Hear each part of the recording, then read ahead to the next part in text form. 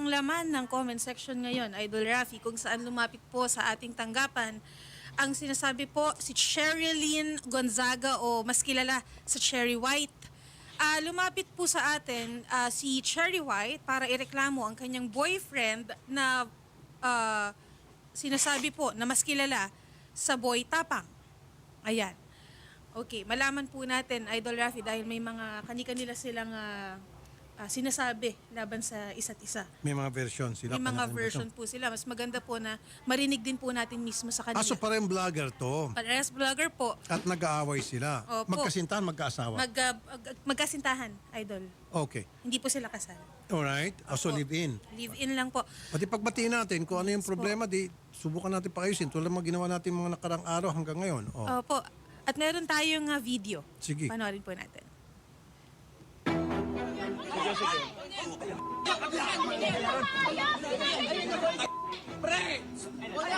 Yan po si Boy Tapang. May security guard doon na umawat. Buhayin mo yung sarili mo! Huwag kami mga Bisaya!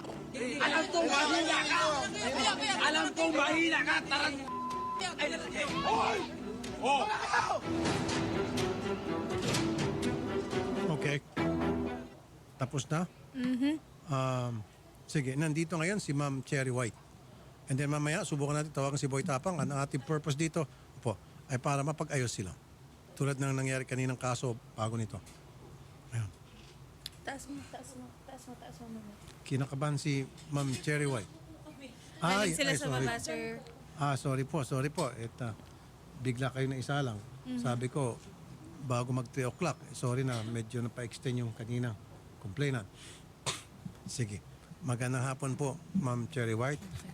Hello po, magandang hapon po. Nasabi na po sa amin kanina ni Sherry yung problema at susubukan po namin, tingnan namin kung pwede natin maayos pa to. Gaano katagal na po magkasintahan ni Boy Tapang? Start po nung December 13. Dito lang po, bago lang. Wala pang 1 year, Wala December po. 13. Okay. Well, sayang naman po yun kahit papano. December, January, February, tatatlong buwan na kayo. Ano bang pinag-ugatan ng away ninyo?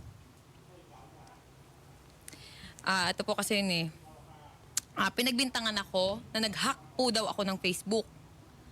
Nahinak ko daw po yung Facebook, which is nung isang gabi po, akala niya hinak ko yung Facebook niya, pero lahat po ng Facebook nag-log out. Nag-message siya sa akin na ipapatulpo daw po niya ako. Okay. Ngayon, yung conversation na yun, syempre naaligaga ako. Ngayon, pinost ko. Pinost ko po yung convo na ipapatulpo ko. Tapos, bigla na lang siyang nag-live sa Facebook niya. Nagsalita po siya ng mga kasiraan about sa akin. Katulad po ng walker ako, magulang ko po, adik, may matanda daw po ako. Yun po yung mga sinabi niya sa akin sa live. 1 hour po siyang naka-live. Pero pagkatapos niya, nag-usap na ho ba kayo, ma'am? Hindi po. Okay. Hindi mo natanong sa kanya ba't niya nagawa yun? Wala ba siya yung pagsisisi or pag nag-post later on na bakit niya nagawa yun o hindi ba siya nag-reach out at gusto makipagbati? Wala po eh. Bakit siya pang magpapatulpo Ayun nga po eh. Hindi ko maintindihan bakit ako pa ipapatulpo kasi may ebidensya daw po siya na pinapahack ko yung account niya, yung Facebook niya. anong ebidensya pong hawak niya? Hindi ko po alam. Nung gabi po yun, lahat yun nag-log out yung Facebook.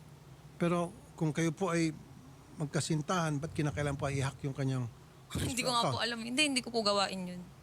Pero yan po iba na-explain mo na sa kanya. In-explain ko po, pero sunod-sunod yung rant niya sa akin. Sinasabihan niya pa ako ng bad words na, ulul ka, alam ko ikaw may gawa nito. Pero, nung time na po yun, lahat ng Facebook nag-log out. Okay. At ito Apo, naman. nagkaroon po talaga ng down po ang meta po nung araw po na yun. Facebook, Messenger, and Instagram po. Yung po Nag-down ba, po talaga. alam niya at nasabi sa kanya? Hindi ko po alam. Pero nung time na po na yun, sinabi ko sa kanya yun na, paanong hinahack, nagko-content kami dito na na-log out lahat ng Facebook. Sabi niya, ulul ka, ikaw lang gagawa nito, alam ko yung ginagawa mo. Pero ano ang motibo para gawin nyo sa kanya? Hindi nyo ba naipaliwanag sa kanya na ba't ko gagawin yun? Ba't kita i-hack? Sir, puro bad words po yung sinabi niya. Ako, kalmado lang. Sabi ko, hindi ko gagawin yan. Nandito po yung conversation sa akin. Pero sa palagay niyo po, bakit niya naisip yun? Marami Siguro nang po pwedeng dahil po pagbintangan. galit siya. Galit siya. Bakit po siya galit Sir, sa inyo? matindi magalit yun, nakakatakot. Kaya nga boy tapang eh. Opo, nakakatakot talaga. Dapat prepared ka na kung nung makipagrelasyon ka sa kanya. Hindi, kaya nga po Alam mo naipag-iwalay dapat na ako eh. Ayaw niya. Ayaw niya. Siguro give it a try. Kasi siyempre ma'am, nung pinasok mo relationship with him, alam mo kung ano yung karakter niya, pagkatao niya. Dapat tanggap mo Sir, niya, nung ready nagkakilala ka. kami, hindi po siya ganun. Sobrang lambing niya. Hmm. Sobrang bait niya. Okay, maganda yung sinabi mo. So, Opo. ano sa tingin mo ang dahilan nung sobrang bait niya, sobrang lambing niya, biglang nag 360 degrees? Sir, selos. Ayun. Yan Selos. sinasabi nila, huwag ka kasing magkaroon ng kasintahang maganda. Oo, di ba? Kasi kung ikaw magkasintahan maganda, talagang marami kang problema dyan. Siyempre, Sir, natural. maganda. Hindi po daw ako maganda. Kasi sinasabi niya sa live, unggoy ka din. Tanggalin mo yung maskara mo. Pangit Kasi nga naman. sir, ritoke daw po yung ilong ko. Wala namang masama kung ritoke. Doon sa mga mga selosa at seloso, wag na kayo magkasintahan ng gwapo at maganda para hindi na kayo magsiselos. Wala nang aligid-aligid. Di ba? So, nagsiselo siya. Baka naman may pagbasihan, ma'am, para maging fair. Baka naman may pagbasihan yung pagsiselos niya. Sir, ito nga eh. Pilit kong sinasabi noon sa social media, ilabas mo kung anong dahilan ng hiwalayan natin. Bakit hindi mo malabas? Kasi sir, ayoko magsalita eh. Masisira siya. Hindi, pero ma'am, kasi wala siya dito. Subukan natin tawagan. Yung bang, okay, dati malambing siya. Sabi niya, sweet. Sobra. O, Para siyempre, akong prinsesa. tama lang yon. Usually, ganun talaga pag naniligaw. Pag tumagal-tagal na, hindi naman lahat, medyo pa yung pagbabago. Pero, what led to it? Ano po yung mga nagawa mo sa tingin mo sa kanya na para naging ganun po yung kanyang pag-aasal na ngayon sa inyo? Kasi ganito po yan eh. Nag-start yan pati dun sa ano. May nagpa-picture sa akin sa Alcoy, sa Cebu. Nag-away po kasi kami that time. Lagi kami nag-aaway. Laging punto selos. Siyempre ako nagselos din ako. Pero yung pinagsiselosan ko nasa lugar. Okay. Nasa Ano tama. po yung sa Cebu? Yung sa Cebu, sir, ganito yan eh. Meron din kasing lumabas sa video po na nakita ko. Pero hindi po siya yung sinaktan ko. Opo. Yung mga kaibigan niya. Sir, dinipensahan ko po kasi yung sarili ko. Bumaba ako dun sa resort, nakapanty ako, nagsiswimming po ako nun that time. Tapos, pag akyat ko, galit na galit siya. Sabi niya sa akin, hinawakan niya yung kamay ko agad. Nakaganyan ako, sir. Hinawakan niya po yung kamay ko, tapos yung kaibigan niya, 4 na lalaki. Habang hawak niya ako, naka-video sila. Nasa kalsada po kami, may video ako. Nasa kalsada sila, ano, nakipag-sex ka doon? Ginaganyan niya ako, nakipag-sex ka dyan sa baba? Anong ginawa mo dyan? Sabi ko, mga followers, nagpa-picture sa akin, anong masama? Doon na siya na-trigger. Nagselo siya, yun. So, may Galit na nagpa-picture galit sa yung mga followers, pinagselosan niya po yun. Opo, yung mga taga Cebu. Doon po sa lugar na yun. Natural lang po sa ating mga vloggers, mag-isiguro sa kanya pag may nakikita mga followers nagpapapicture. Hindi niyo po naunawaan yun. Bakit wala ho ba nagpapapicture sa kanya? Madami din po. Oh, at ikaw, nagsiselos ka ba pag may nagpapicture sa Hindi kanya? po. Normal po yun eh, pag may nagpa-picture. Kasi yung point po na yun, naghiwalay na naman kami. Yung mga nagpa-picture sa akin, pinatagay ako. Dun sa may resort. Siyempre, katuwaan po kami, yun. Pag akyat ko, yun, nagalit na siya. Anong dahilan daw bakit si Boy Tapang siya pa sana magpapatulfo? Anong sinasabi? Pinahack ko daw po yung account niya, kaya ipapatulpo niya pagpapahak. ako. Okay, na wala naman pong basihan. Okay. Kayo ho ba willing, ma'am, na pagbatiin ko na lang kayo? Hindi po. Ayaw mo na. Sayang naman po yung 3 buwan. Ay, hindi po. Hindi ako manghihinayang dun. Anong dahilan ba't nandito po kayo ngayon? Gusto ko po kasi sabihin sa kanya na kasi sa social media po tinitira na yung ko yung mental health ko talaga. May mga nagbabanta din. Tapos, hindi na ako makatulog ng maayos sa lahat ng sinasabi ng tao. Ganyan pala yung babaeng yan, may matanda. Kasi yung sinasabi niya pong matanda, tatay po ng anak ko yun. Na 40 years old plus. Yun yung sinasabi niya na matanda ako. Tapos ito Pero tanong na, okay. Yung ba na isabi mo sa kanya bago kayo nakipagrelasyon sa kanya na ako ay merong anak at ang tatay nito ay Alam niya 40 years po old? yun. Okay, so dapat hindi niya na sinisingil siya yon. Dineklara niya yun sa kanya. Okay. So ano pa po yung kanyang hinaing? Sa social media, yung mga luxury bag ko daw po ay galing sa sugar daddy. Yun yung sinasabi niya. Na pinost ko, galing po yun sa sarili kong pinagpaguran yun. Yun yung ano ko eh, kasi may mga nagko-comment sa akin, uy, ang bag mo galing naman siya sa sugar daddy mo. Siyempre, nasasaktan ako, sir. Yung mga ganun na, nadadamay din po yung anak ko sa mga comment. Kaya sabi ko, hindi po ako sumagot sa, sa Facebook. Gusto ko, daanin na lang namin sa, Okay. Kasi ma'am, ito, kung talagang hindi kayo makapag-ayos at lumalato, kung yun po yung naitabi nyo o na screenshot nyo, yung mga pananalita na hindi totoo, pwede cyber libel natin. Kung sino man yung gusto nyo, may kagagawa niyan. Lalo yung sinasabi na ikaw ay walker, ikaw ay ganito, ganon, na below the belt po yun. tsaka po yung nanay ko, tsaka yung tatay ko, sinabihan niya ng adik. Yun po, pwede natin makasuhan ng cyber libel mga yon. Nandiyan ho na preserve nyo yung mga post na yon. Hawak nyo pa po. Opo, may video. Sinend ko na po. Pwede ho kayo mag-cyber libel kung tutuusin. Pero habang maaari sana maiwasan natin, mapagbati namin kayo. Hindi po mangyayari yun. Kilala ko yun eh. Okay? So, at least kayo po yung nakapagsalita na sa amin. Pag siya'y pumunta rito, alam na namin kung anong gagawin. Siya nga pala, kanina pala, maalala ko, yung lawyer po ni Boy Tapang gusto ata makipag-usap off-air.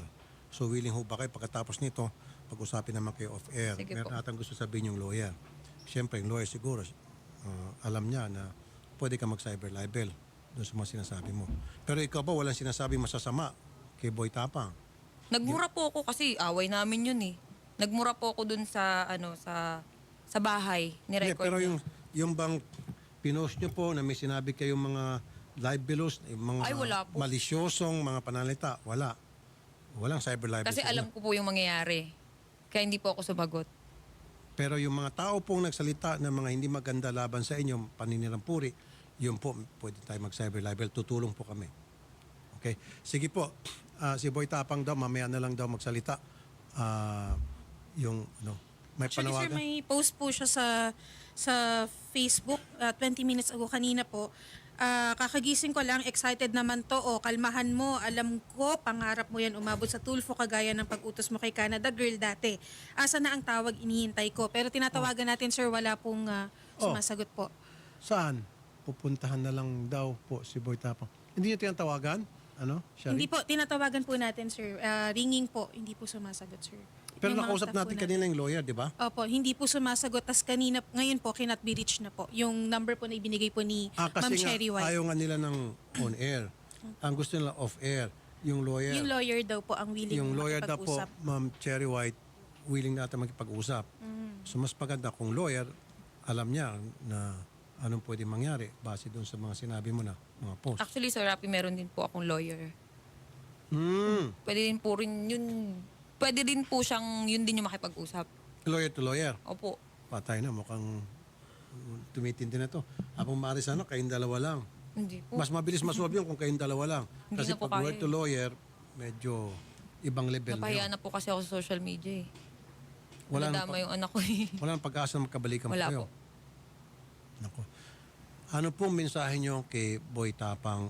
Huwag ho kayo magsalita ng mga masakit. Alam ko po yun. Alam ko. Sige. Sir. Kasi Ano- sa Facebook ko nga po, hindi ako nagsalita ng di maganda. Dito pa po kaya. Sige po, ano po yung mga gusto nyo sabihin sa kanya? Nanunod po siya malamang kasi kinatbilis na po siya, pinatay niya yung cellphone. Ano po, ang gusto nyo, ayan po, tingin sa camera. Mensahe nyo po sa kanya. Wala. Good luck. Yun lang. Good luck. Good luck sa'yo. Good luck sa atin. Yun lang po. Yun lang po. Siya yung woman of few words. Sige po. Well, good luck din po. Mamaya po, ma'am, siguro off-air ayaw nila.